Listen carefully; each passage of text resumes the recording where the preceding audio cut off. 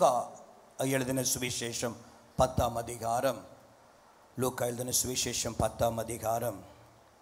எல்லாரும் எடுத்துக்கோங்க. 33ஆம் வசனத்தை மாத்திரம் வாசிக்க கேட்போம். பின்பு சமாரியன் ஒருவன் பிரயாணமாய் வருகையில் அவனை கண்டு மனது உருகி. தலையில் வணங்கி நாம் ஜெபிப்போம்.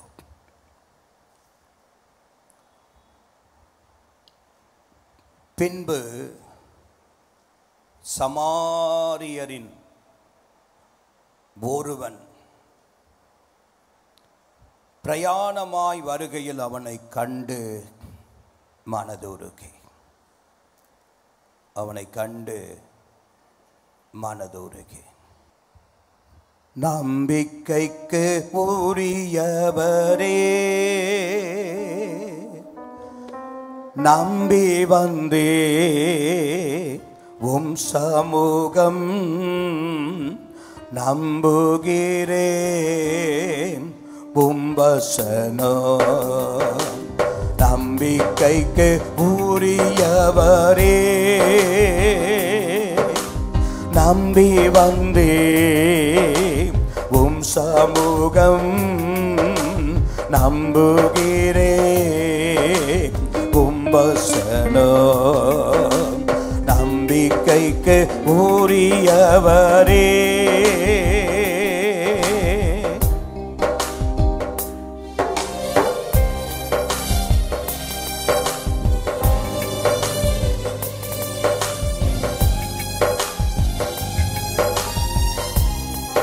கரங்களை கட்டுவோமா?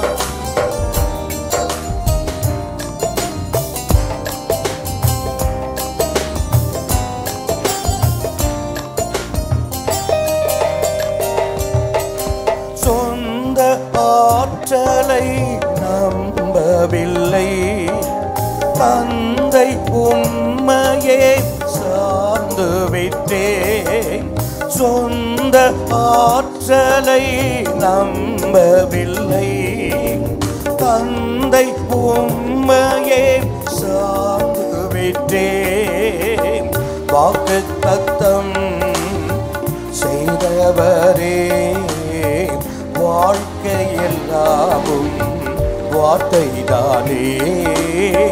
வாக்குத்தத்தம் செய்தவரே, வாழ்க்கையெல்லாமும் வார்த்தைதானே. பாதைக்கு தீபம், பேதைக்கு வெளிச்சம் உந்தன் வசனமே. ஆற்றல் மிக்கது, ஜீவன் உள்ளது உந்தன் அருள்வாக்கு. நம்பிக்கைக்கு உரியவரே.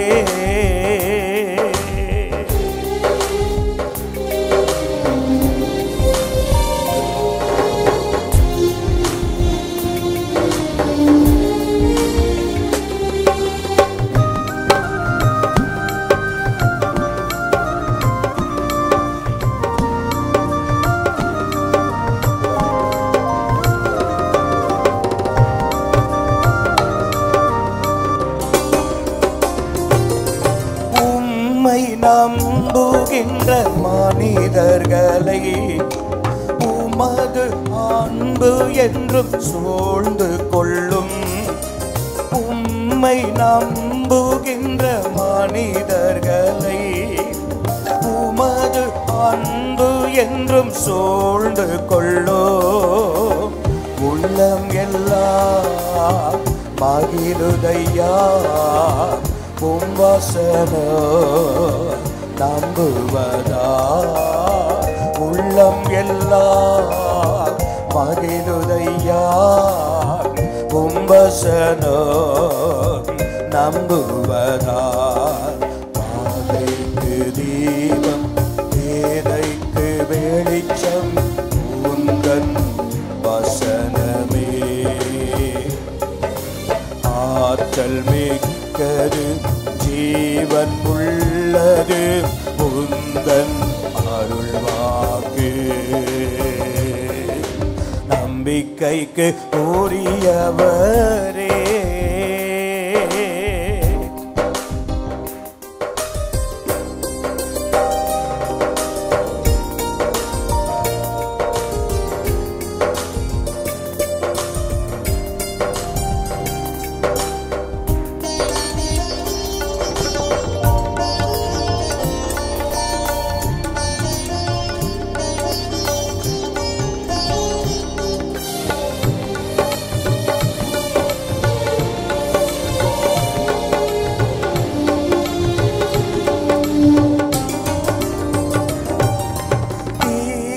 அனைத்தையும் விட்டு விலகே உமக்கு அஞ்சினார் நடந்து கொண்டார். தீமை அனைத்தையும் விட்டு விலகே உமக்கு அஞ்சினார் நடந்து கொண்டார். எலும்புகள் ஊரம் பெறும் என் உடலோ நாலம் பேரு. எலும்புகள் ஊரம் பெறும் என் உடலோ நாலம் பேரு. பாதைக்கு தீபம் பேதைக்கு வெளிச்சம் உந்தன் வசனமே. ஆற்றல் மிக்கது ஜீவன் உள்ளது உந்தன் அருள்வாக்கு. நம்பிக்கைக்கு உரியவரே நம்பி வந்தே நம்புகிறே உம்பசனோ. நம்பிக்கைக்கு உரியவரே.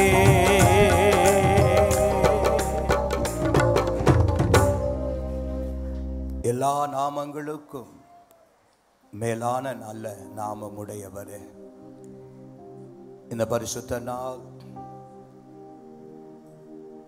எங்கள் தேவனுடைய வீட்டில் நாங்கள் நின்று தேவனை கனம் பண்ணணும் என்கிற உணர்வோடு உள்ளத்தோடு கூட உடைய பிள்ளைகள் வந்திருக்கிறதை கர்த்தர் அறிவேன். தொடர்ந்து நடத்தும். இந்த வார்த்தையில் இருந்து நாங்கள் அறியத்தக்க உடைய வார்த்தைகள் வெளிப்படட்டும் இயேசுவின் நாமத்தில் பிதாவே. கர்த்தருடைய பரிசுத்தம் உள்ள நல்ல நாமம் மகிமைப்படட்டும். பின்பு சமாரியன் ஒருவன் பிரயாணமாய் வருகையில் அவனை கண்டு மனதுருகி. பின்பு சமாரியன் ஒருவன் பிரயாணமாய் வருகையில் அவனை கண்டு மனதுருகி.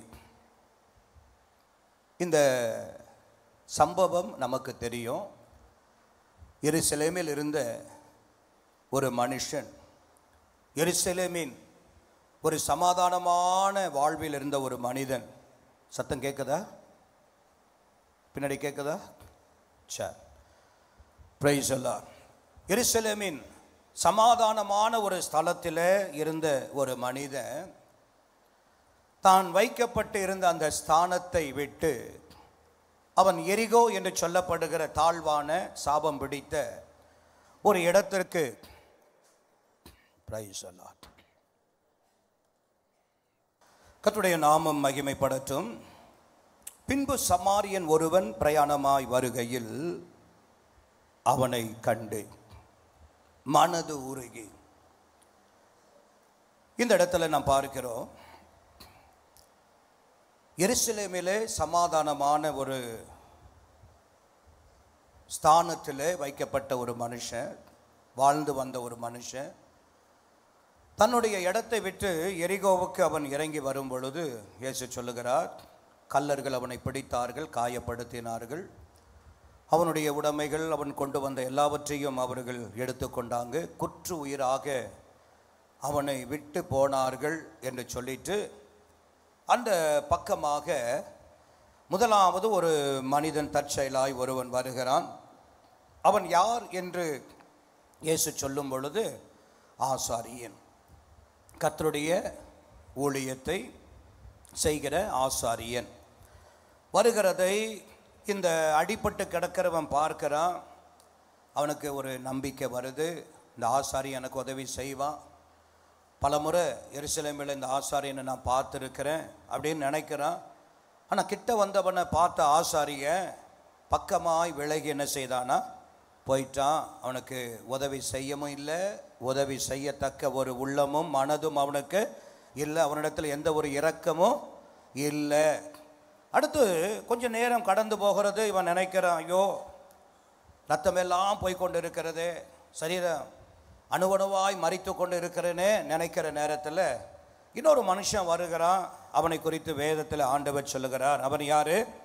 லேவியன் வருகிறான். லேவியனும் வந்து பார்க்கிறான். அவனும் கண்டு பக்கமாக என்ன செய்கிறான், விலகி போயிடுறான். ஆனால் மூணாவது ஒரு மனுஷன் வருகிறான். அதைத்தான் இப்போ வாசிக்க கேட்டோம். பின்பு சமாரியன் ஒருவன் பிரயாணமாய் வருகையில் அவனை கண்டு மனது உருகி. ஒரு ஆமென் சொல்லுங்க பார்க்கலாம், சத்தமாக சொல்லுங்க பார்க்கலாம். எனக்கு இந்த வசனத்தில் கண்டு மனது உருகினது, கண்டது மனது உருகினதெல்லாம் தெரியல. இந்த ஒருவன் என்கிற அந்த ஒரு வார்த்தை என்னை அதிகமாய் தொட்டது. சொல்லுங்க, ஒருவன் என்கின்ற ஒரு வார்த்தை என்னை அதிகமாக தொட்டது. 31 வசனத்தில் பார்த்தீங்கன்னா, தற்செயலாய் ஒரு ஆசாரியன் என்ன செய்தான், வந்தான், கண்டான், போயிட்டான். அடுத்த லேவியனும் வந்தான், போயிட்டான். ஆனால் இந்த சமாரியன் ஒருவன் என்ன செய்கிறான், இவனை பார்த்த உடனே அவனை விட்டுட்டு போகிறதற்கு என்ன இல்லை, மனசு வரல. இரக்கம் அவன் மேலே, இரக்கம் அந்த குற்றுயிராக இருக்கிற மேலே இரக்கம் வந்தது. தான் வழி பிரயாணத்திற்கு கொண்டு வந்த வாகனத்தை விட்டு இறங்குகிறான். தன்னுக்கென்று வைத்திருந்த காரிய எண்ணெய்கள் எல்லாம் எடுத்து அவனுடைய சரீரத்தில் காயங்களில் மருந்திடுகிறான். அவனை பலப்படுத்துகிறான். அதாவது முதல் உதவி அவனுக்கு எல்லாம் செய்து அவனை தன்னுடைய வாகனத்தில் உட்கார வச்சுட்டு இவன் நடந்து போகிறான். கொண்டு போய் சத்திரத்தில் கொண்டு போய் விட்டு தன்னுடைய பணத்தை எடுத்து அவன் கையில் கொடுத்துட்டு, இவனை கொஞ்சம் பார்த்துக்கோங்க, நல்லா ஆக்குங்க அப்படின்னு சொல்லிட்டு திரும்பி வரும்பொழுது சொல்லிட்டு வருகிறான். சத்திரக்காரனிடத்தில் நான் திரும்ப வருவேன், இவனுக்காக அதிகமாய் செலவு ஆகியிருந்தாலும் அதையை நான் என்ன செய்வேன், கொடுப்பேன் என்று சொல்லி வந்தான் என்று சொல்லி, அந்த ஒருவன் என்கிற அந்த வார்த்தை அதிகமாக என்னை கவர்ந்தது. ஒரு ஆமீன் சொல்லுங்க பார்க்கலாம். இன்றைக்கு ஒரு செய்திக்கு ஒரு சின்ன தலைப்பை கொடுத்துட்டு நேரடியாக ஒரு 3 குறிப்புகள் அல்ல 4 குறிப்புகளை உங்களோடு கூட நான் பேச விரும்புகிறேன். இன்றைய செய்தியினுடைய தலைப்பு என்னன்னா, சொல்லுங்க பக்கத்தில் சொல்லுங்க, இருந்தா அந்த ஒருவனை போல இரு. திரும்பவும் சொல்லுங்க, இருந்தா, சபைக்குள்ள இருந்தா, நீ ரட்சிக்கப்பட்டு இருந்தா, சபையில் ஊழியம் செய்து கொண்டு இருந்தா, ஐக்கியத்தில் இருந்தா, நீ அந்த ஒருவனை போல இரு. இப்போ இன்னொரு கேள்வி வருது, அப்படி ஒருவனை போல இல்லைன்னா நான் என்ன செய்யணும் அப்படின்னு கேள்வி வருது. அப்படி கேள்வி வருதுன்றவங்க மட்டும் சத்தமுறையிலே சொல்லுவோமா? பக்கத்தில் இருக்கிறவங்களும் உங்களுக்கு பதில் சொல்லுவாங்க. இந்த ஒருவனை போல இல்லைன்னா நீங்கள் இந்த சபைக்குள்ளே என்ன செய்ய வேண்டாம், சொல்லுங்கள், என்ன செய்ய வேண்டாம்? வந்து சேரை உடைக்க வேணாம், சேருக்கு பாரமாக இருக்க வேணாம், இடத்தை அடைக்க வேணாம். சொல்லுங்கள் பார்க்கலாம். இருந்தா இப்படி இரு. சொல்லுங்கள் சத்தமாக சொல்ல, இருந்தா இப்படி இரு. சார் எப்படி இருக்கணும் அப்படின்னு சொல்லி வேதத்தில் அங்கே இருந்த ஒருவனை குறித்து சுருக்கமாக உங்களோடு கூட நான் பேச விரும்புகிறேன். பின்னாடியெல்லாம் கேட்குதா? ஷெட்டில் அமர்ந்திருக்க கடைசியில் கேட்குதா? சார் ஓகே, பிரைஸ் அல்லாஹ். முதலாவதாக நம்ம எல்லாம் தெரிந்த ஒரு பகுதி தான் நாம் வாசிக்க போகிறோம். 2 சாமுவேல் 5ஆம் அதிகாரத்தினுடைய 7ஆம் வசனத்தை வாசிக்க கேட்கலாம். 2 சாமுவேல் 5ஆம் அதிகாரத்தினுடைய 7ஆம் வசனம். ஆனாலும் தாவீது சீயோன் கோட்டையை பிடித்தான், சீயோன் கோட்டையை பிடித்தான், அது தாவீதின் நகரம், அது தாவீதின் நகரம் ஆயிற்று. நல்ல கவனிங்க, இஸ்ரவேலின் ராஜாவாக தாவீது முடிசூட்டப்பட்ட அல்லது அபிஷேகிக்கப்பட்ட பின்பு 16 வயதில் அவன் அபிஷேகத்திற்கு வந்திருக்கணும். கிட்டத்தட்ட 14 ஆண்டுகள் அவனுடைய வாழ்க்கையில் என்னன்னா, தேசத்தின் அரசனாக, முழு தேசத்தின் அரசனாக அவனால் இருக்க முடியல, வர முடியல. அந்த பட்டத்தில் அபிஷேகம் வந்துருச்சு, வர முடியல. 14 ஆண்டுகளும் கஷ்டங்களும் உபத்திரவங்களும் பாடுகள் வழியாய் ஓடினான். வேதம் சொல்லுது, எப்ரோனில் அவன் இருந்த நாட்களில் தான் அவனிடத்தில் எல்லா இஸ்ரவேல் மக்களும் கடந்து வராங்க. சவுல் மரித்த உடனே வந்துட்டு, சவுல் இருந்த காலத்திலேயே எங்களை நடத்தினவர் நீர் தான், எங்களை விசாரித்தவர் நீர் தான் என்று சொல்லி அவனோடு ஒப்புரவாகி, முழு தேசத்திற்கு நீர் அரசனாக இருக்கணும் என்று சொல்லி இப்பொழுது ராஜாவாய் மாற்றுகிறாங்க. இப்போ தாவீதுனுடைய வயது என்ன அப்படின்னா 30 வயது. தாவீதுக்கு இப்போ என்ன வயது? முழு தேசத்தையும் தாவீது ஆளுகை செய்ய, அந்த தேசத்தின் அரசனாக அவன் சிங்காசனத்தில் உட்காருகிற போது அவனுடைய வயது என்னன்னா 30 வயது உடையவன். கிட்டத்தட்ட 40 ஆண்டுகள் இஸ்ரவேலின் ராஜாவாக அவன் முடிசூட்டப்பட்டான். தொடர்ந்து 40 ஆண்டு காலங்கள் ராஜாவாக வலம் வந்தவன் தாவீது. அருமையான கர்த்தருடையவர்களே, இந்த தாவீதினுடைய நாட்களிலே இப்பொழுது முழு தேசத்திற்கு அவன் ராஜாவாய் மாறின உடனே இப்பொழுது முதலாவது எபூசியர் என்று சொல்லப்படுகிற ஒரு மக்கள் எருசலேமிலே கூடியிருக்கிறாங்க. அந்த எருசலேமிலே இருக்கிற அந்த மக்களோடு கூட இப்பொழுது யுத்தம் பண்ணுவதற்காக ஒரு நேரம் வேலை வந்தபோது தாவீது தன்னுடைய மனிதர்களை அழைத்து கொண்டு யுத்தம் பண்ணுவதற்காக பிரயாணப்பட்டு போகிறார். இப்பொழுது போய் அந்த எபூசு பட்டணத்திற்கு முன்பாக தன்னுடைய எல்லா இராணுவ படைகளையும் அவன் அப்படியே பாளையம் இறங்கி வைத்திருக்கிறான். இந்த தாவீதோடு கூட வந்திருக்கிற மனிதர்களும் யுத்த சேனைகள் படைகளும் நம்முடைய எருசலேமுக்கு வெளியில பாளையம் இறங்கி இருக்கிறார்கள் என்பது எபூசியருடைய மக்களுக்கு, அவருடைய தலைவனுக்கும் தெரிய வந்த உடனே உள்ள இருக்கிற எபூசியர் தாவீதுக்கு ஒரு கடிதத்தை அல்லது ஒரு செய்தியை அனுப்புகிறார்கள். அது என்ன செய்தி என்று சொன்னா, நீ ராஜாவாய் வந்தது நல்லது, சமீபத்தில் ராஜாவா மாறிட்ட, ரொம்ப நல்லது. ஆனால் நீ இந்த எருசலேமுக்குள்ள வரணும், எங்களிடத்துல வந்து யுத்தம் பண்ணணும்னு நினைச்சு என்று நீ உன்னுடைய கனவுல கூட என்ன செய்யாத, காணாத. யுத்தம் பண்ணி ஜெயிப்பேன் என்று உன் கனவுல கூட நீ நினைச்சிடாத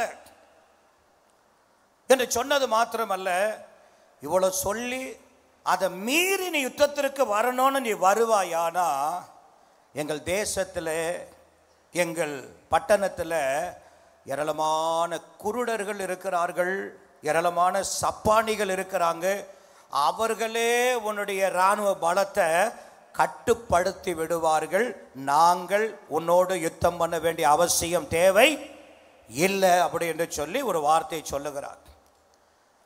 இது ஒரு மிரட்டுகிற ஒரு வார்த்தையாக நாம் எண்ணிவிடக்கூடாது. இப்படி சொல்லுகிற அந்த வார்த்தை 100க்கு 100 உண்மையான வார்த்தை. அவங்க சொல்ற வார்த்தை என்ன வார்த்தை? சத்தமா சொல்லுங்க, காது கேட்கல. அது என்ன வார்த்தை? உண்மையான வார்த்தை. ஏன் என்று சொன்னால், இந்த எபூசியர் காலங்களில் நீங்க பார்த்தீங்கன்னா, இஸ்ரவேல் மக்களை இந்த தாவீது ராஜாவாய் மாறி யுத்தம் பண்ண வருகிறதற்கு முன்பாக இந்த இஸ்ரவேலின் மக்கள் பல பகுதியில் அவர்கள் நடத்தப்பட்டார்கள். முதலாவதாக அவர்கள் சொல்லுங்க பார்க்கலாம், நியாயாதிபதிகளால் என்ன செய்யப்பட்டாங்க? நடத்தப்பட்டாங்க. அதற்கப்புறம் தீர்க்கதரிசிகளால் அவர்கள் நடத்தப்படுகிறாங்க. அதுக்கப்புறம் ராஜாக்களால் நடத்தப்பட. தாவீதுக்கு முன்னாடி 40 வருஷம் யார் அரசாண்டா? சவுல் ஏற்கனவே 40 வருஷம் அரசாண்டு இருக்கிறார். எனவே இப்படி இஸ்ரவேலர்கள் இப்படி நடத்தப்பட்டு வருகிற காலங்களிலே, நியாயாதிபதியின் காலங்களிலும் சரி, தீர்க்கதரிசியின் காலங்களிலும் சரி, தாவீதுக்கு முன்னாடி இருந்த சவுலுடைய காலத்திலும் கூட ஒருவராலும் அந்த பட்டணத்தை போவாங்க, திரும்ப வந்துடுவாங்க, அந்த பட்டணத்தை என்ன செய்ய முடியாது, ஜெயிக்கவே முடியாது. இப்படித்தான் அந்த பட்டணமானது ஒரு அரண் போல, அரணிப்பான நகரம் போல இந்த பட்டணம் அது வைக்கப்பட்டு இருந்தது. ஒருவரும் அந்த பட்டணத்திற்குள்ள ஒரு எறும்பு கூட உள்ள போக முடியாத அளவிற்கு தங்களுடைய பலத்தை அவர்கள் கட்டவிழ்த்து வைத்திருந்தாங்க. அதனால தான் இவங்க சொன்னாங்க தாவீதுட்ட, உனக்கு முன்னாடி அரசாண்ட ராஜா சவுலால கூட வர முடியல, அதுக்கு முன்னாடி ஆளுகை செய்த தீர்க்கதரிசிகளால கூட முடியல, அதுக்கு முன்னாடி இருந்த நியாயாதிபதிகள் காலங்களில கூட அது நடக்கலை, நீ வந்து பட்டணத்தில் வந்து யுத்தம் பண்ணி ஜெயிக்க போறியா, இப்படிலாம் நீ பகற்கனவு காணாத என்பது போல குருடரும் சப்பானிகளும் தடுப்பார்கள் என்று சொல்லி அனுப்பினா. அருமையான கர்த்தருடையவர்களே, ஆனால் வேதம் என்ன சொல்லுது, இப்படிப்பட்ட எல்லா வார்த்தைகளையும் கேட்ட அந்த தாவீதை குறித்து வேதம் ஆனாலும், இப்ப வாசிங்க, ஆனாலும் தாவீது சீயோன் கோட்டையை பிடித்தான், சீயோன் கோட்டையை பிடித்தான், அது தாவீதின் நகரமாயிற்று, அது தாவீதின் நகரம் ஆயிற்று. கரங்களை உயர்த்தி சத்தமொழியிலே சொல்லுங்க பார்க்கலாம், இன்னும் சத்தமா சொல்லுங்க பார்க்கலாம். அருமையான கர்த்தருடையவர்களே, இன்றைய நாளுடைய தலைப்பு என்ன சொல்லுங்க பார்க்கலாம். இருந்தா இப்படி எப்படி இருக்கணும் அப்படின்னு கேட்டீங்கன்னா, உனக்கு முன்பாக இருந்த எத்தனையோ பேரால இதுவரைக்கும் செய்ய முடியாத ஒன்று, இதுவரைக்கும் எபூசியருக்கும் இதுவரைக்கும் மற்றவர்களுக்கு நடந்த சரித்திரம் என்ன என்று நீங்கள் பார்ப்பீர்கள். ஆனால் சரித்திரத்தின்படியாக ஒருவரும் எபூசியரை இதுவரைக்கும் மேற்கொண்டதும் இல்லை, யுத்தத்தில் ஜெயம் எடுத்ததும் இல்லை, அவர்கள் போய் வந்ததும் இல்லை. இப்படிப்பட்ட ஒரு நிலைப்பாடு தான் இதுவரைக்கும் இருந்த சரித்திரம். இதுவரைக்கும் இப்படித்தான் பேசப்பட்டது. எபூசியரா, யாரும் அவங்க கிட்ட போக முடியாது, அவங்கள விட்டுடுங்கப்பா, அவங்க பக்கத்தில் போக வேண்டாம், அவங்க கிட்ட போனாலும் நம் தோற்று போவோம். இதுவரைக்கும் அப்படிதான் பேசப்பட்டு வந்தது. ஆனால் இந்த இஸ்ரவேலில் ஒருவன் இருந்தான், அவன் தாவீது. ஆனாலும் அவனுடைய பேரை ஆண்டவர் என்ன அழகாச்சு, ஆனாலும் தாவீது சீயோன் கோட்டையை பிடித்தான், அது தாவீதின் நகரமாயிற்று. கடைசியில் அதே பட்டணத்திற்குள்ள போனா, தன்னுடைய எல்லைகளை விரிவாக்கினா, அங்கு தனக்கென்று வீடுகளை கட்டினா, அங்கேயே தாவீது என்ன செய்தானா, வாசம் பண்ணினான் என்று வேதம் சொல்லுகிறது. கரங்களை வைத்து சத்தமொழியிலே சொல்லுங்க பார்க்கலாம். தேவனுடைய திருச்சபைகளில் இருக்கிற அருமையான தேவனுடைய பிள்ளைகள், இன்றைக்கு நாம் கற்றுக்கொள்ள வேண்டிய, புரிந்து கொள்ள வேண்டிய ஒரு செய்தி என்ன என்று சொன்னால், எல்லாரும் வாழுகிறது போல நாம் என்ன செய்யக்கூடாது, வாழ்ந்து போக கூடாது. ஏதோ சவுல் வந்தான், அவனுடைய ராஜ்யபாரத்தை பாதுகாப்பதற்கு, அவனுடைய காரியத்தை தக்க வைத்துக் கொள்வதற்கு எதையோ செய்துட்டு போயிட்டான். அமலேற்கரோட யுத்தம் பண்ணு ஆண்டவர் சொன்னாலும், எல்லாவற்றையும் அழி என்று சொன்னாலும், மனிதர்களை பிரியப்படுத்தி எப்படியோ ராஜ்யபாரத்தை செய்து அவன் முடித்துட்டு போயிட்டான். ஆனால் தாவீது அப்படி அல்ல. சபைக்குள்ள இருக்கிறன்னா சவுலை போல அல்ல, மற்ற நியாயாதிபதிகளை போல அல்ல. அருமையான கர்த்தருடையவர்களே, ஒரு தாவீதை போல இருந்தா இந்த ஒருவனை போல இருக்கு. அதாவது இந்த ஒருவன் யார் அப்படின்னா, கடந்த கால சரித்திரத்தை மாற்றி எழுதுகிறவர். கடந்த கால சரித்திரம் இதை சொல்லுது. எபூசியர் என்றால் கடந்த கால சரித்திரத்தை புரட்டி வாசித்தா அவங்களோட யாரும் யுத்தம் பண்ண முடியாது, அவர்களோடு யாரும் போய் போரிட முடியாது. ஏற்கனவே போரிட போனவங்களெல்லாம் பிடித்து கண்களை தோண்டி அவங்க கை காலை வெட்டி சப்பானிகளா முடமாய் குருடர்களாக அந்த எருசலேம் பட்டணம் முழுமையும் அவர்கள் வைத்திருக்கிறாங்க. யுத்தத்திற்கு போகிறவங்க முதல்ல இந்த காட்சியை பார்த்த உடனே அடுத்த வரிசையில் நம்மளும் இவனுங்க என்ன செய்வான், கண்ணை பிடுங்கி உட்கார வச்சிருவான்ற பயம் கலக்கம் வரும். இப்படியே காலம் காலமாக ஒரு சரித்திரம் பேசப்பட்டு வந்தது. ஆனால் தாவீதின் காலங்களில் அந்த சரித்திர சம்பவத்தை அவன் மாற்றி எழுதினான். கரங்களை வைத்து அழிலே சொல்லுங்க பார்க்கலாம்.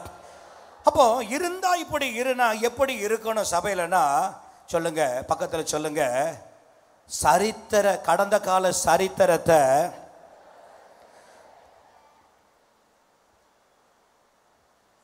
சத்தமே கேட்கல. கடந்த கால சரித்திரத்தை மாற்றி எழுதின ஒருவனை போல சபையில் இரு. சொல்லுங்க, எப்படி இருக்கணும்? சில பேர் சபைக்கு வர்றது எதுக்குன்னா, கூட்டத்தில் அமைதியாக போனாங்க, போகிறதும் தெரியக்கூடாது, சொல்லுங்க, வர்றதும் தெரியக்கூடாது. இன்னும் ஞானமுள்ள சிலர் உண்டு. ஆராதனையில் ரொம்ப தாமதமாக வருவாங்க, கடைசியில் வருவாங்க. எப்படி வருவாங்க சொல்லுங்க பார்க்கலாம்? கடைசியில் வருவாங்க. ஆராதனை நேரம் மறந்ததுனால இல்லை, தெரியாததுனால இல்லை, நல்லா தெரியும். இப்போ என்ன நடக்குது, இப்போ என்ன நடக்கும் எல்லாம் தெரியும். கரெக்டாக லேட்டாக வருவாங்க. கூட்டம் முடிஞ்ச உடனே லாஸ்ட்டாக வந்துட்டு ஃபஸ்ட்டாக என்ன செய்வாங்க, போயிடுவாங்க. எப்போவாவது அவங்கள பார்த்து நீங்கள் கோயிலுக்கு வரீங்க, வரேண்ணே, எங்கே இருக்கு? நான் தான் பின்னாடி உட்காருவேண்ணே. எங்கே உட்கார்றது சொல்லுங்கள் பார்க்கலாம். அதுக்காக பின்னாடி உட்கார்ந்தவங்களெல்லாம் ஏதோ சொல்கிறேன்னு நினைக்காதீங்க. உங்கள் நிலைமை என்னன்னு கர்த்தர் அறிவா. நீங்கள் சீக்கிரமாகவே வந்து உட்காடுறீங்க. சரி, யோசித்து பாருங்கள், நான் தான் என்ன செய்கிறேன் சொல்லுங்கள் பார்க்கலாம். நான் சொல்லுவேன், இருந்தால் இப்படி இருக்கணும். எப்படின்னா, கடந்த காலங்களில் இருந்த சரித்திரத்தெல்லாம் மாற்றி எழுதின ஒரு தாவீதா இருக்கணும். ஹல்லேலூயா, ஹல்லேலூயா. பெந்தேகோஸ்தே உலகத்தில் இப்படிதான் இது இருக்கும், இப்படிதான் அது இருக்கும் என்று சொல்லி ஒருவேளை ஊழியங்கள் காரியங்கள் எல்லாம் இப்படி இருக்கும். நான் சொல்லுவேன், எல்லாவற்றையும் சொல்லுங்க பார்க்கலாம், மாற்றி எழுதுகிற ஒரு சரித்திர சாதனையாளனாய் ஒருவனாய் இருக்கணும். சத்தமோரலிலே சொல்லுங்க பார்க்கலாம். சரி, ரெண்டாவதாக எடுத்துக்கொள்ளுவோம்.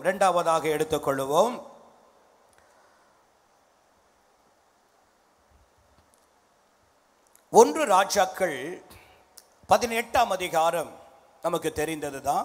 1 ராஜாக்கள் 18ஆம் அதிகாரம் 22ஆம் வசனத்தை மட்டும் வாசிக்க கேட்கலாம். 22ஆம் வசனத்தை மாத்திரம் வாசிக்க கேட்கலாம். அப்பொழுது எலியா ஜனங்களை நோக்கி, கர்த்தரின் தீர்க்கதரிசிகளில் மீந்திருக்கிறவன் நான் ஒருவன். கர்த்தருடைய தீர்க்கதரிசிகளில் மீந்திருக்கிறவன் நான் ஒருவன். சத்தமா சொல்லுங்க, நான் சொல்லுங்க, ஒருவன். அதை முக்கியப்படுத்துகிறேன். சமாரியன் ஒருவன். சாதனைகளை மாற்றி எழுதுகிற, சரித்திரத்தையே மாற்றி எழுதுகிற தாவீது ஒருவன். இங்க நாம் பார்க்கிறோம், மீந்திருக்கிறவன் நான் ஒருவன். பாகாலின் தீர்க்கதரிசிகளோ 450 பேர். நல்லா கவனிங்க, இந்த சம்பவம் நமக்கு தெரியும்.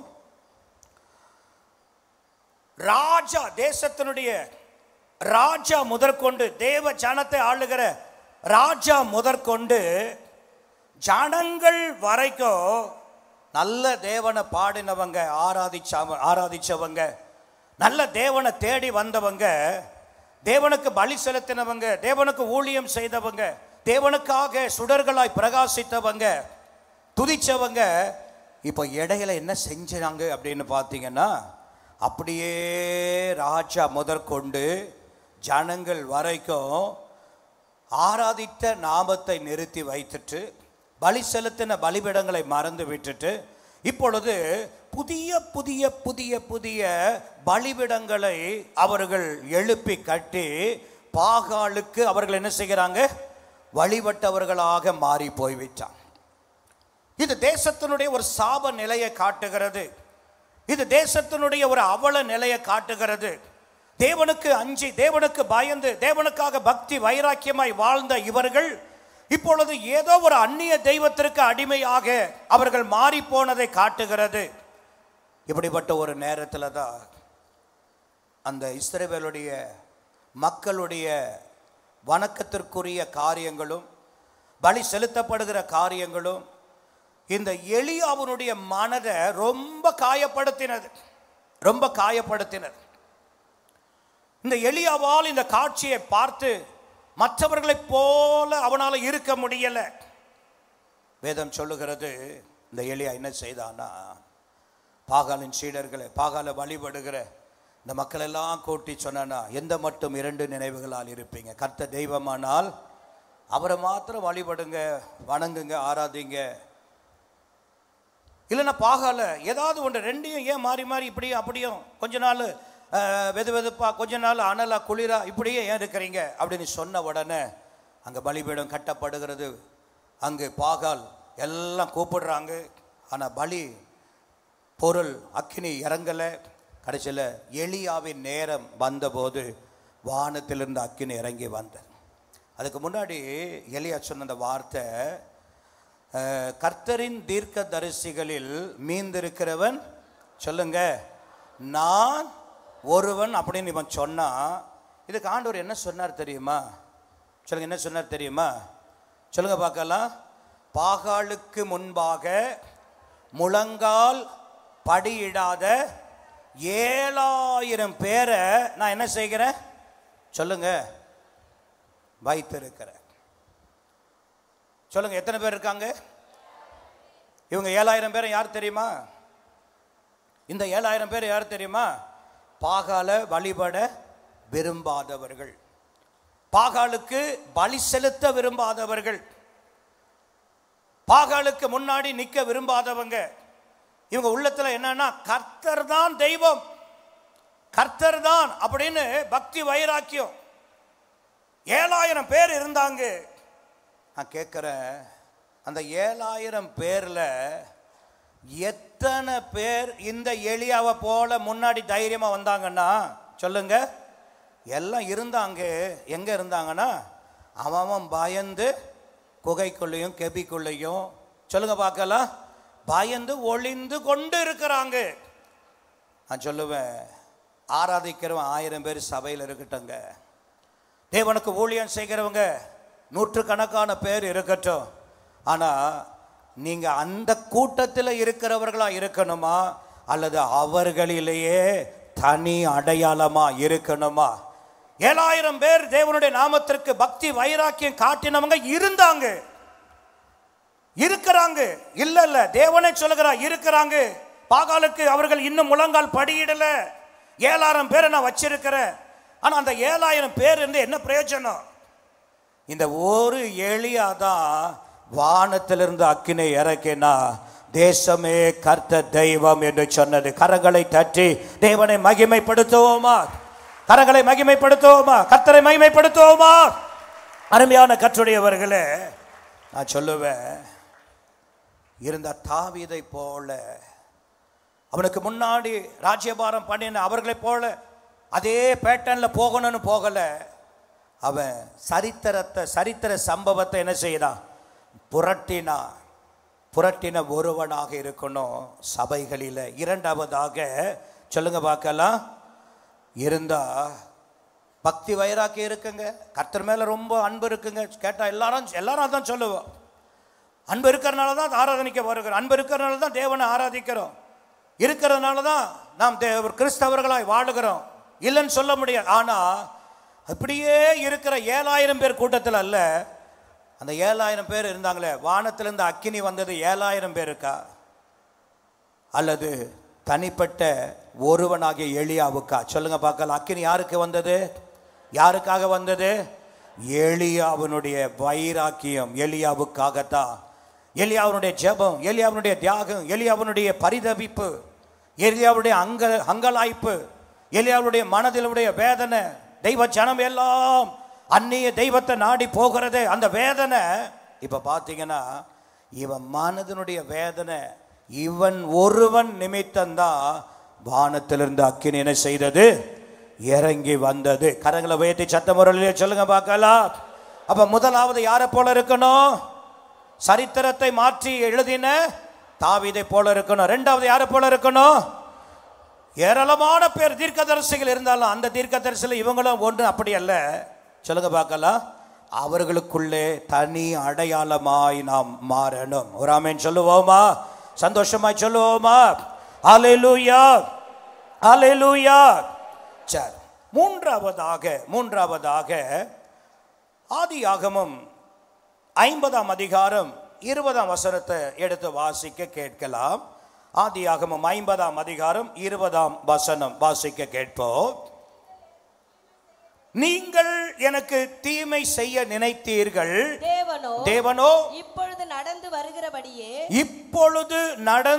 வருகிறபடியே வெகு ஜனங்களை உயிரோடு காப்பதற்காக அதை நன்மையாக முடிய பண்ணினார். கரங்களை வைத்தலையிலே சொல்லுங்க பார்க்கலாம். யாக்கோபுக்கு 12 குமாரர்கள் இருந்தார்கள். யாக்கோபுக்கு எத்தனை பிள்ளைங்க? சத்தமா சொல்லுங்க பார்க்கலாம். 12 பிள்ளைகளும் யார் பெற்ற பிள்ளைங்க? யாக்கோபு பெற்ற பிள்ளைங்க. 12 பிள்ளைகளும் யாக்கோபு பெற்ற எடுத்த பிள்ளைங்க. ஆனா இந்த 12 பிள்ளைகளில மிக உயர்ந்த அதிகாரத்திற்கும் ஆளுகைக்கும் ஆசீர்வாதங்களுக்கும் போனது யாருன்னா சொல்லுங்க பார்க்கலாம், ஒருவன். சொல்லுங்க பார்க்கலாம், யாரு? சத்தமா சொல்லுங்க பார்க்கலாம், ஒருவன். சத்தமா ஒரு ஆமென் சொல்லுங்க பார்க்கலாம். எங்க 12 பேரும் யாக்கோபுடைய பிள்ளைகள் தானே, 12 பேரும் யாக்கோபு தானே பெற்றான். ஆனா ஒருவன் மாத்திரம் இந்த எட்டாத உயரத்திற்கும் அதிகாரத்திற்கும் இவ்வளோ பெரிய ஆசீர்வாதத்திற்கும் உரியவனாய் மாறினது யோசேப்பு ஒருவன் மாத்திரமே என்று வேதத்தில் நாம் பார்க்கிறோம். அருமையான கர்த்தருடையவர்களே, இந்த யோசேப்பை குறித்து நாம் வேதத்தில் பார்க்கிற வேளையில் 12 பிள்ளைகளும் யாக்கோபுடைய பிள்ளைகளா இருந்தாலும் தன்னுடைய சிறு வயது முதற்கொண்டே அவன் தேவனுக்காக தன்னை அடையாளப்படுத்தி அவன் என்ன செய்தான்? வாழ்ந்து வந்தான் என்பது தேவனுக்கு தெரியும், அடுத்து தகப்பனுக்கும் தெரியும். ஒரு ஆமென் சொல்லுங்க பார்க்கலாம். கால சூழ்நிலைகள் வெவ்வேறாய் மாறி போகிறது. வெவ்வேறு விதமான காலங்கள் தோற்றங்கள் மாறுகிற நேரங்களில் பார்த்தீங்கன்னா, அடிமையா இருந்தவன், விற்கப்பட்டவன், ஒதுக்கப்பட்டவன் இன்றைக்கு பார்த்தீங்கன்னா அவன் எட்டாத ஒரு உயரத்தில் உயர்த்தப்பட்டு இருக்கிறான். அருமையான கர்த்தருடையவர்களே, நான் சொல்லுவதற்கு காரணம் என்னன்னா, தேவனுடைய சித்தம், தேவனுடைய நோக்கம் 12 பிள்ளைகள் ஒரு குடும்பத்தில் இருந்தாலும் ஒருவன் மேல தேவன் வைத்த திட்டம் சித்தம் அவனை தனி அடையாளமாய் மாற்றினது. ஒரு ஆமென் சொல்லுவோமா? சந்தோஷமாய் சொல்லுவோமா? நான் சொல்லுவேன், உங்க குடும்பங்களில் உங்க கூட பிறந்தவங்க ஏராளமான பேர் இருந்தாலும் நான் சொல்லுவேன், உங்களை கர்த்தர் எட்டாத உயரத்தில் கொண்டு போய் வைத்து உங்க குடும்பத்திலேயே உங்களை அடையாளப்படுத்தி காட்டுகிறவர். இன்றைக்கு ஏராளமான குடும்பங்களை கர்த்தர் அடையாளப்படுத்தி காட்டியிருக்கிறார். சபையினுடைய விசுவாச குடும்பங்களில் அநேகம் பேரை கர்த்தர் அடையாளப்படுத்தி வைத்திருக்கிறார். ஒரு காலத்தில் எல்லாருக்கும் முன்பாக தாழ்ந்தது போல, எல்லாருக்கும் முன்பாய் தலை குனிந்தது போல தான் நம்முடைய வாழ்க்கை இருந்தது. ஆனால் இன்றைக்கு கர்த்தர் அந்த நிலைகளை மாற்றி கர்த்தர் 12 பேர்ல தனித்துவம் உடைய ஒருவனாக கர்த்தர் மேன்மைப்படுத்தினார். ஒரு ஆமென் சொல்லுவோமா? சந்தோஷமாய் சொல்லுவோமா? அல்லேலூயா. அருமையான கர்த்தருடையவர்களே, நான் சொல்லுவேன், எல்லாரும் ஆண்டவருடைய பிள்ளைங்க தாங்க, எல்லாரும் ஆண்டவருடைய தெரிந்து கொள்ளப்பட்டவங்க, எல்லாரும் ஆண்டவரால் நேசிக்கப்படுகிறவங்க தான் எல்லாரும் அப்படின்னு நம்ம சொல்லலாம். ஆனால் அந்த கூட்டத்துக்குள்ள ஒரு திருச்சபைக்குள்ள ஒருவனை கர்த்தர் அடையாளப்படுத்துவார், ஒரு ஐக்கியத்தில் ஒருவரை கர்த்தர் அடையாளப்படுத்துவார், ஒரு ஊழியத்தில் ஒருவரை கர்த்தர் அடையாளப்படுத்துவார். அருமையான கர்த்தருடையவர்களே, தாவீதுடைய வாழ்க்கையை கூட பாருங்க. ஏராளமான குமாரர்கள் ஈசாக்கு இருந்தாலும் கடைசியில் பார்த்தீங்கன்னா ஒருவனை கர்த்தர் என்ன செய்கிறார்? இவனுக்கு முன்னாடி எல்லாம் யுத்தத்திலேயே போய் யுத்த வீரர்களாய் பராக்கிரமசாலிகளாய் எல்லாரும் அந்த வீட்டில் இருந்தாங்க ஒரு காலகட்டம் வரைக்கும். ஆனால் ஒரு நேரம் வரும்பொழுது கர்த்தர் ஒருவனை என்ன செய்தார்? அடையாளப்படுத்தினார். அருமையான கர்த்தருடையவர்களே, நான் சொல்லுவேன், சில நேரங்களில் எனக்கு மட்டுமா இந்த வேதனை, எனக்கு தானே இது நடக்கு அப்படின்னு நீங்கள் சொல்லுவீங்க. நடக்கிறது எல்லாமே உங்கள் வாழ்வின் நன்மைக்காகவே கர்த்தர் செய்தார், செய்து கொண்டு இருக்கிறார், இனியும் செய்ய வல்லவராயிருக்கிறார். அல்லேலூயா, அல்லேலூயா, அல்லேலூயா. அது மாத்திரமல்ல, இன்னொரு சம்பவத்தை கூட நான் சொல்லுகிறேன், எடுத்து வாசிங்க. யோவான் 13ஆம் அதிகாரம், யோவான் 13ஆம் அதிகாரம் 23, 24, 25 வசனத்தை வாசிக்க கேட்கலாம். அந்த சமயத்தில் அவருடைய சீஷரில் இயேசுவுக்கு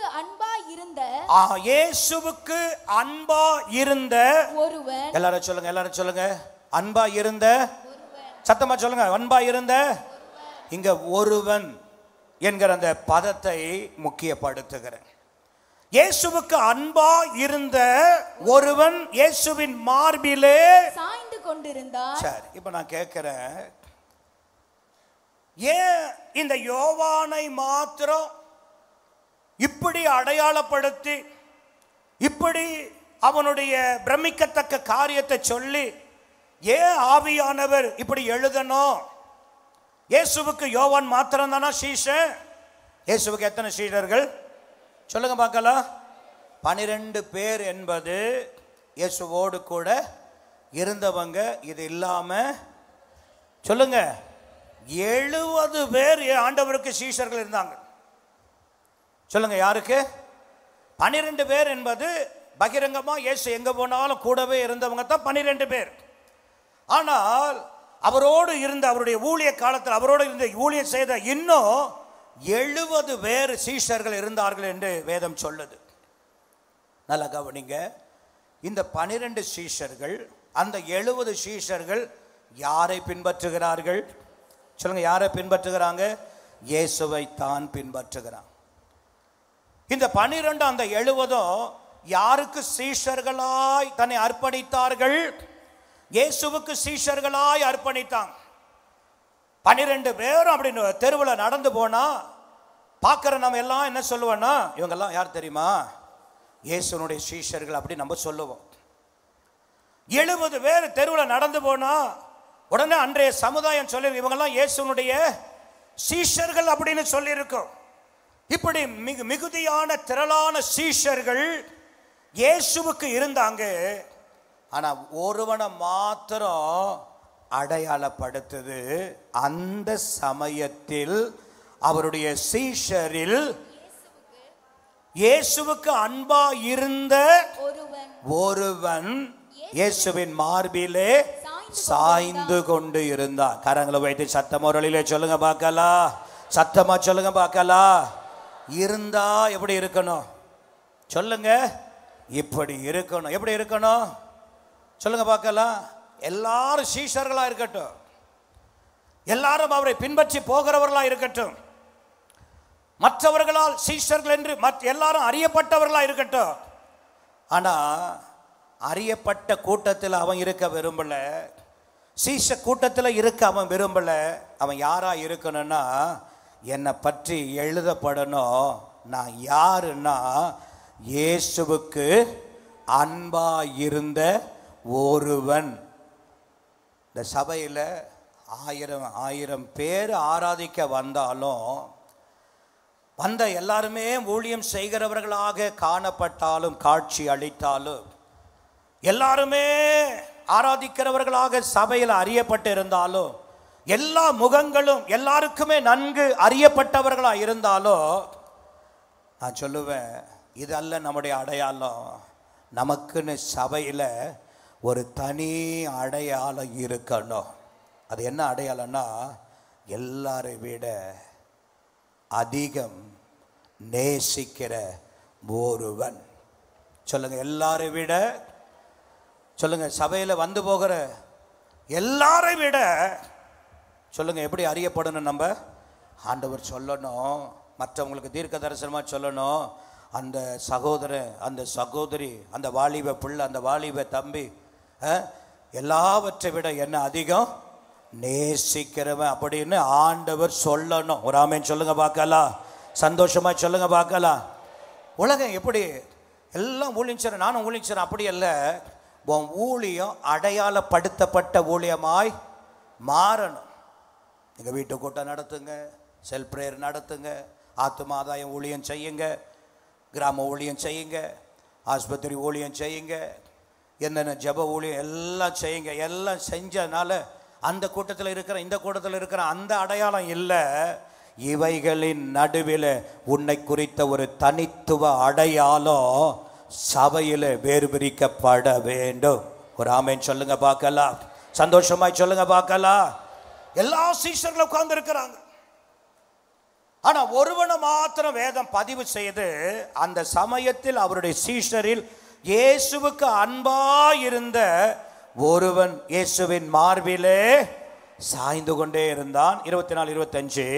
யாரை குறித்து சொல்லுகிறார் என்று விசாரிக்கும்படி, யாரை குறித்து சொல்லுகிறார் என்று விசாரிக்கும்படி சீமோன் பேதுரு அவனுக்கு சைகை காட்டினான். சீமோன் பேதுரு அவனுக்கு சைகை காட்டினான். அப்பொழுது அவன் இயேசுவின் மார்பிலே சாய்ந்து கொண்டு, ஆண்டவரே, அவன் யார் என்றான். நல்ல கவனிங்க.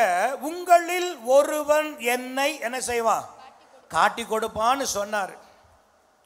சொன்னா 12 சீஷர்களும் அந்த இடத்துல என்ன செய்கிறாங்க? இருக்கிறாங்க. என்ன பண்ணிட்டு இருக்காங்கன்னா, ஒருத்தனை என்ன செய்கிறான்? யாரா இருக்கும் யாரா இருக்கும்னு மூஞ்ச ஒருத்தன் என்ன செய்கிறான்? பார்க்குறான். திருடனும் மற்றவன் மூஞ்ச என்ன செய்கிறான்? காட்டி கொடுக்க போகிறவனும் எல்லாம் ஒருத்தன் பார்க்குறான். அப்போ பேதுரு கொஞ்சம் எதுவுமே சீக்கிரமாக ஒரு செய்தி என்ன செய்யணும்? அறிந்து கொள்ளணும்னு விரும்புகிறவர். இன்றைக்கு நம்மில் அநேகர் அப்படித்தான். எங்கே எது நடந்தாலும் அதை சீக்கிரமாக துரிதமாக என்ன செய்யணும்? அறிந்து கொள்ளணும். அறிந்து கொண்டதை குறைஞ்சது ஒரு 50 பேருக்காவது என்ன செய்யணும்? சொல்லணும். எங்கே என்ன நடந்தாலும் அந்த செய்தியை சீக்கிரமாக என்ன செய்யணும்? பேதுருக்கு அதான், உங்களில் ஒருவன் என்ன செய்வான்? காட்டி கொடுப்பான்னு சொல்லிட்டால. சரி, அடுத்து என்ன நடக்க போகுது, யாரா இருக்கும் பார்க்கலாம். அப்படி எடுக்கல. உடனே யோவானுக்கு சைகை காட்டுறானா. என்ன சைகை காட்டுறான்?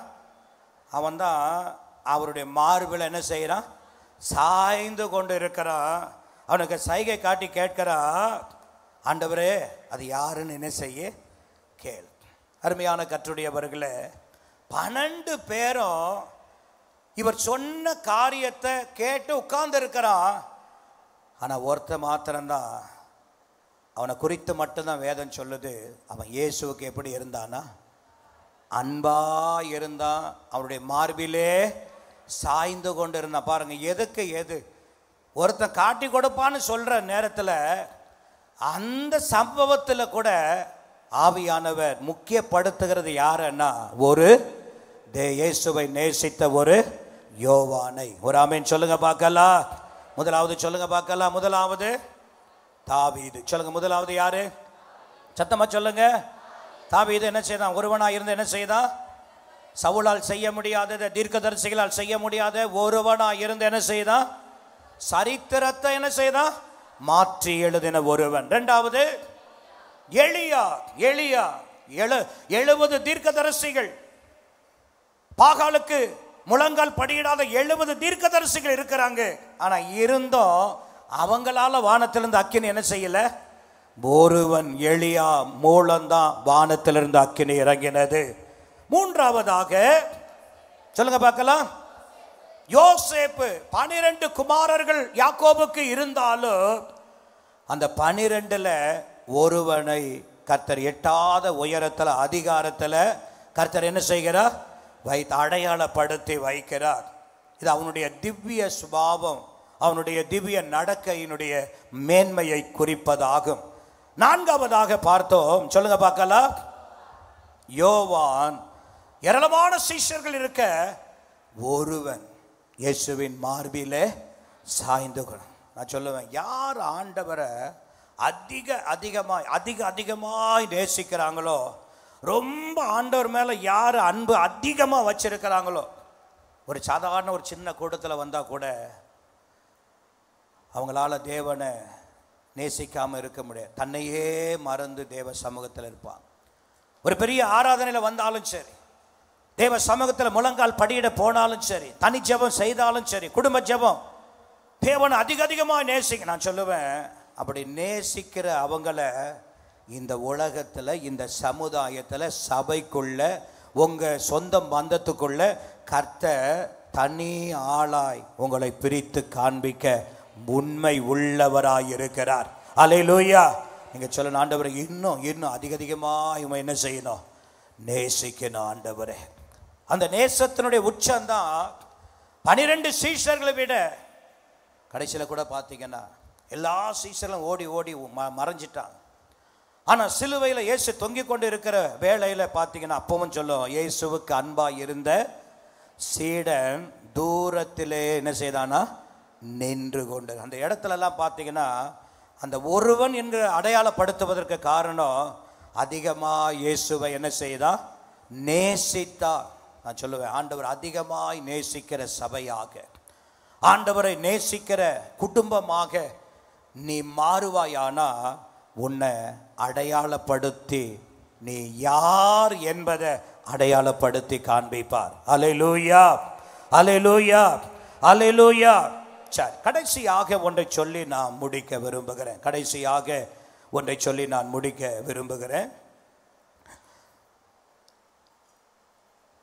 யோவான் 20ஆம் அதிகாரம் 11 வாசித்தீங்கன்னா அந்த சம்பவம் சொல்லப்படுகிறது. நீங்க வாசிங்க. மரியாள் கல்லறையின் அருகே வெளியே நின்று அழுது கொண்டு இருந்தாள். அப்படி அழுது கொண்டு இருக்கையில் அவள் குனிந்து கல்லறைக்குள்ளே பார்த்து, இயேசுவின் சரீரம் வைக்கப்பட்டிருந்த இடத்திலே வெள்ளுடை தரித்தவர்களாய் 2 தூதர்கள் தலைமாட்டில் ஒருவனும் கால்மாட்டில் ஒருவனுமாக உட்கார்ந்திருக்கிறதை கண்டாள். அவர்கள் அவளை நோக்கி, ஸ்திரீயே, ஏன் அழுகிறாய் என்றார்கள். அதற்கு அவள், என் ஆண்டவரை எடுத்துக்கொண்டு போய்விட்டார்கள், அவரை வைத்த இடம் எனக்கு தெரியவில்லை என்றார். நல்லா கவனிங்க. ஊழியம் செய்ய வந்த இயேசு பிதாவின் சித்தத்தை நிறைவேற்றினதுனால பாவிகளான மனிதருடைய கையில் தன்னை ஒப்பு கொடுக்கப்படுவார் என்று சொல்லி ஒப்பு கொடுத்து, இப்பொழுது சிலுவை மரணத்திலே அவரை தொங்க விட்டு அவருடைய ஜீவன் பிரிந்தவுடனே கொண்டு போய் கல்லறையில் அடக்கம் செய்துட்டான். கல்லறையில் அடக்கம் செய்துவிட்டு ரோம அரசு என்ன செய்ததுன்னா காவலர்களை நிறுத்தி வைத்துட்டான். எதற்காக? இயேசு மரித்து உயிரோடு எழும்புன்னு சொன்னார். சீஷர்கள் வந்து அந்த கல்லறையிலிருந்து அவரை எடுத்துகிட்டு போயிட்டு இயேசு உயிர் தெழுந்தாருன்னு சொல்லி ஒரு தவறான போதனை, தவறான கருத்தை, தவறான காரியத்தை தேசத்தில் பரப்பிவிடக்கூடாது என்பதற்காக ரோம அரசை அந்த காவலர்களை கூட அதிகமாய் போட்டு காவல் காக்க வைத்தது. இயேசு மரித்து இருக்கிறார், அடக்கம் பண்ணப்பட்டு இருக்கிறார். ஆனால் ஒருவர் கூட, அவரால் நன்மை பெற்ற ஒருவர் கூட அவர் உயிரோடு இருக்கும் போதெல்லாம் சொன்ன, 3ஆம் நாள் நான் என்ன செய்வேன்? உயிரோடு வருவேன். என்னை அடிப்பாங்க, நான் ரத்தம் சிந்தி மறிப்பேன், 3ஆம் நாள் உயிரோடு வருவேன். எத்தனையோ இடங்களில் எத்தனையோ முறை சீஷர்களுக்கு ஆண்டவர் இதை சொன்னார்.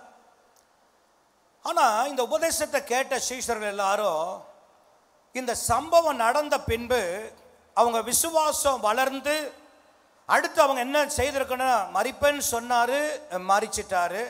அடக்கம் பண்ணுவார்னு சொன்னார், அடக்கம் பண்ணிட்டாங்க. இப்போ 3ஆவது நாள் என்ன ஆவார்? உயிரோடு வருவேன்னு சொன்னாரு, உயிரோடு வருவாரு அப்படின்னு எல்லாம் எங்கே போயிருக்கணும்? வெளிநாட்டுக்கு போன கணவனோ பிள்ளையோ, சிங்கப்பூர், மலேசியா, யூகேலேருந்து, அமெரிக்காலேருந்து, ஆஸ்திரேலியாலேருந்து வருகிறேன் அப்படின்னு சொன்னால் எங்கே போய் வெயிட் பண்ணுவீங்க? எதுக்கு ஏர்போர்ட் போகிறீங்க? எங்க அமெரிக்காவிலேருந்து வர்றவனுக்கு ஏர்போர்ட்லேருந்து வீட்டுக்கு வர தெரியாதா? சிங்கப்பூர்லேருந்து இந்தியாவுக்கு வருகிறவனுக்கு, பல ஆயிரம் மைல் கடந்து வருகிறவனுக்கு ஏர்போர்ட்லேருந்து வர முடியுமா? தெரியுமா? தெரியாதா? ஏன் போய் நிற்கணும்? சொல்லுங்கள், ஏன் நிற்கணும்? யார் வரா? என் பிள்ளை வரான், கணவன் வரான், அப்படின்னு ஒரு அன்பு. இப்போ மறிச்சிட்டாரு, உயிரோடு எழும்புவேன் என்ன செய்யணும், எழும்புவாருன்ற அந்த விசுவாசம் இருக்கணும், நம்பிக்கை இருக்கணும்ல. இவங்க ஒருத்தனுக்கு கூட என்ன இல்லை, இருந்திருந்தா எங்கே போயிருப்பானுங்க. ஆனால் யாருக்குமே இயேசுனுடைய ஊழிய நாட்கள் கூடவே இருந்த 1000 பிரசங்கம் கேட்டான், ஆனாலும் அவனுக்கு என்ன இல்லை, மரணம்தான் லாஸ்ட்டு நினச்சிட்டான். ஆனால் ஒரே ஒருத்திக்கு மாத்திரம் நம்பிக்கை நிச்சயம் இருந்தது. அதிக இருட்டோடு கூட எங்கே ஓடினாலாம், கல்லறை அண்டைக்கு ஓடினாள். ஒரு ஆமேன் சொல்லுங்களேன். கல்லறை அண்டைக்கு ஓடினாள். அங்கே போனால் உயிர்த்தெழுந்த இயேசு தன்னை மாறு வேடத்தில் என்ன செய்கிறார், வைத்திருக்கிறார். இவ போன உடனே அவளை பார்த்த உடனே என்ன தோட்டத்துக்காரன்னு நினச்சி, என் இயேசுவை யாரோ எடுத்துட்டாங்க, எடுத்துகிட்டு போன இடம் தெரியல அப்படின்னு சொல்லி அந்த தனியாய் ஒருத்தியாய் நின்றவள் மகதலேனா மரியாள். கரங்களை போய் தலையில சொல்லுங்க பார்க்கலாம். அல்லேலூயா. நான் சொல்லுவேன், இப்படிப்பட்ட ஒருவனாக ஒருத்தியாக தனி அடையாளம் உண்டாக்குகிற சாதனையை படைக்கிறவர்களாக நாம் மாற்றப்பட வேண்டும் என்று நம்முடைய ஆண்டவர் விரும்புகிறார். நெகேமியாவின் காலங்களில் பாருங்க, அலங்கம் சுட்டெரிக்கப்பட்டது, அலங்கம் சாம்பலாக்கப்பட்டது. அந்த தேசத்தில் ஏராளமான மக்கள் இருக்கிறாங்க, ஏராளமான பேர் இந்த செய்தி அறிந்தவங்க இருக்கிறாங்க. ஆனால் எல்லாருக்கும் அல்ல, ஒருவன் நெகேமியா ஒருவனுக்குத்தான் உபவாசிக்கணும் அழணும் என்கிற ஒரு பாரம். அந்த ஒருவன் ஆளத்தான் 52 நாளில் எருசலேம் அலங்கம் கட்டப்பட்டது. ஒரு ஆமேன் சொல்லுங்க பார்க்கலாம். செய்தியை கேட்டு கேட்டு போகிற பல பேரை போல அல்ல, நம்ம என்ன செய்யணும், ஒருவனாய் தனித்தாளாய் நிற்கணும். ஒரு ஆமேன் சொல்லுங்க பார்க்கலாம். அல்லேலூயா, அல்லேலூயா. அருமையான கர்த்தருடையவர்களே, மீண்டுமாக மத்தேயு லூக்கா 10ஆம் அதிகாரம் அந்த 36ஆம் வசனத்தை 33 மீண்டும் வாசிங்க. பின்பு சமாரியன் ஒருவன் பிரயாணமாய் வருகையில், நல்ல கவனிங்க, 3 பேர் ஒரே சம்பவத்தை பார்க்கறாங்க. 3 பேர் ஒரே சம்பவத்தை பார்க்கறாங்க. என்ன பார்க்கறாங்க? 3 பேருக்கும் ஒரே செய்தி தான். என்ன செய்தி? இவன் எருசலேமிலிருந்து வந்தவன், இவன் எரிகோக்கு போகிறான், வழியில் இருக்கிற கல்லர் கையில் மாட்டிட்டான். ஒரு விபத்து இவனுக்கு நடந்துருச்சு. இவங்கிட்ட இருக்கிறதெல்லாம் அவங்க எடுத்துகிட்டு போயிட்டாங்க. இவனை அடித்து குற்றுயிராக, அதாவது செத்துட்டான்னு போட்டு போயிட்டாங்க. ஏதோ மூச்சு இழுத்து கொண்டு இருக்கு. ஆசாரியனும் அதே செய்தியை தான் பார்க்குறான், லேவியனுக்கும் அதே செய்தி தான் உணர்த்தப்படுகிறது, வெளிப்படுது. 3வது சமாரியன் வருகிறான், அவனுக்கும் அதே செய்தி தான். 3 பேருக்கும் ஒரே செய்தி தான். ஆனால் 2 பேர் அந்த செய்தியை செய்தியாய் அறிந்து போனாங்க.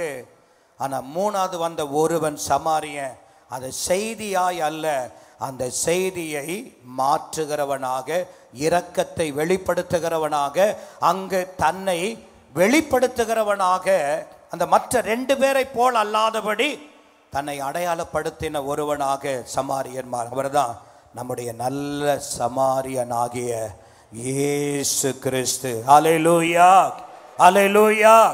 அருமையான கர்த்தருடையவர்களே, எனவே இந்த காலை பரிசுத்த ஆராதனை வேளையில் நான் சொன்னது போல இருந்தா சொல்லுங்க, இப்படி இருக்கணும். எனவே இந்த ஆவிக்குரியவர்களுடைய தன்னித்த அடையாளப்படுத்தி கிறிஸ்துவுக்காக சாட்சியாய் நின்றவர்கள் வரிசையில் நம்மையும் நம்முடைய குடும்பத்தையும் நம்முடைய ஊழியத்தையும் கர்த்தர் அங்கீகரிப்பாராக.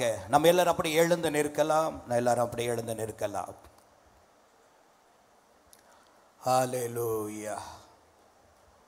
நம்ம எல்லாரும் அப்படி எழுந்து நிற்கலாம்.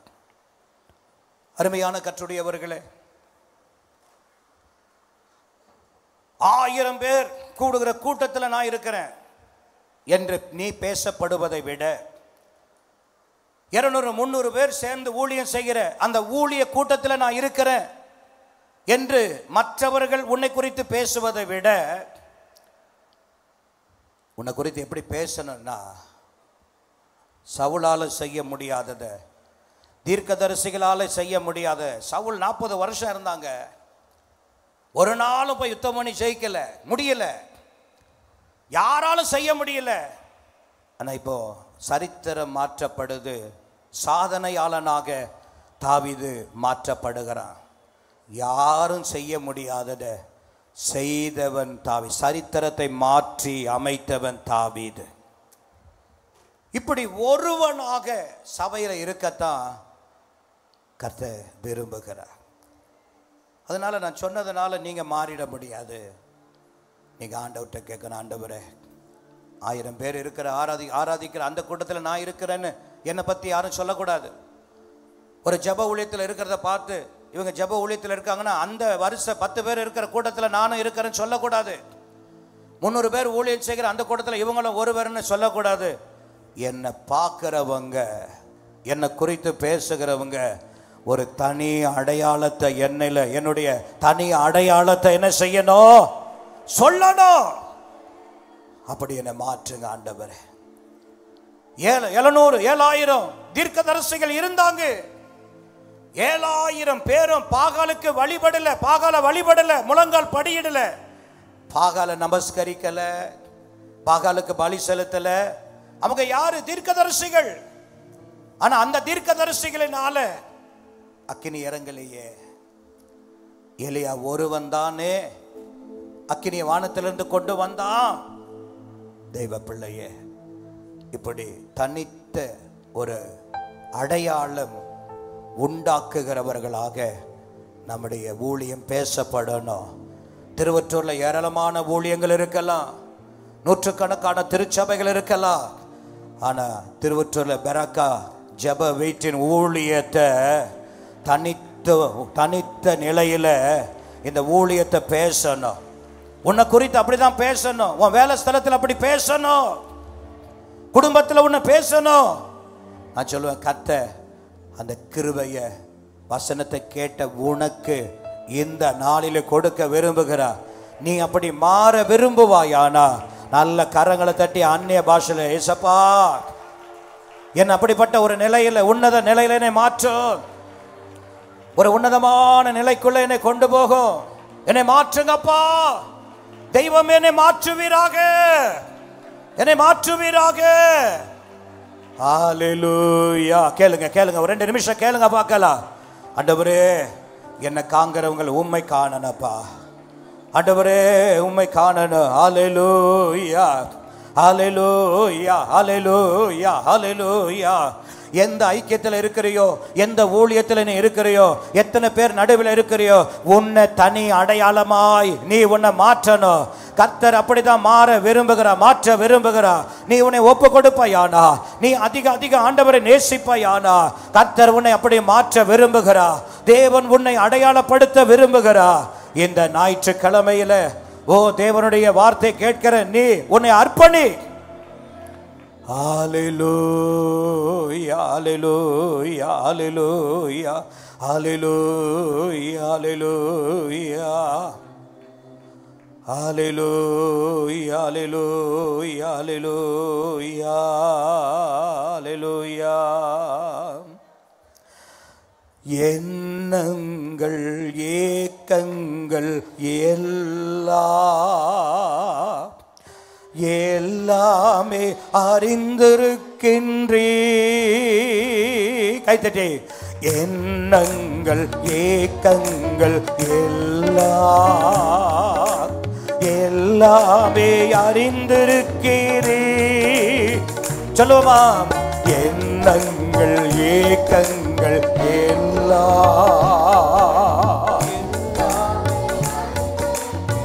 மீண்டும் சொல்லுவோமா? எண்ணங்கள். உனக்கு அந்த எண்ணம் ஏக்க இருக்கு, சூழ்நிலை மாற்றுகிறது அல்லவா? கர்த்தர் உன்னை விடுதலை ஆக்குவார். நடந்தாடும் படுத்தாடும் அப்பா நீர் அறிந்திருக்கிறீ. நடந்தாடோ படுத்தாடோ அப்பா நீர் அறிந்திருக்கிறீ. நன்றி ராஜா, இயேசு ராஜா, நன்றி ராஜா, இயேசு ராஜா என்னை காண்பவரே, தினம் காப்பவரே, என்னை காண்பவரே, தினம் காப்பவரே. ஆராய்ந்து அறிந்திருக்கிறீர், சுற்றி சுற்றி சூழ்ந்திருக்கிறீர். ஆராய்ந்து அறிந்திருக்கிறீர், சுற்றி சுற்றி சூழ்ந்திருக்கிறீர். நான் அமர்வதும் நான் எழுவதும், நான் அமர்வதோ நான் எழுவதோ நன்றாக நீர் அறிந்திருக்கிறீர். நன்றாக நீர் அறிந்திருக்கிறீர். என்னை காண்பவரே, தினம் காப்பவரே, தினம் என்னை காண்பவரே,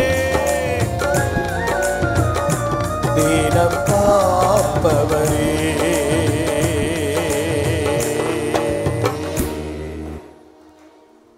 ரெண்டு கரங்களையும் உயர்த்தி ஏதோ வந்து போகிறேன் ஆராதிக்கிறேன் அந்த திருப்தியில நான் போய்விடாதபடி இன்றைக்கு உன் வாஞ்ச பெருகட்டும், உன் எண்ணம் பெருகட்டும், ஏக்கம் பெருகட்டும். 10ல் 1ன்னு நாம் வரக்கூடாது. தேவனுக்காய் ஒரு அடையாளம், தேவனை அடையாளப்படுத்துகிற, தேவனுக்காக அடையாளமாய் வாழுகிற ஒருவனாய் ஒருத்தியா, ஒரு குடும்பமாய் ஊழியமாய் என்னை மாற்றப்பா என்று சொல்லி கரங்களை உயர்த்தி எல்லா கர்த்தரை ஸ்தோத்திரிப்போம்.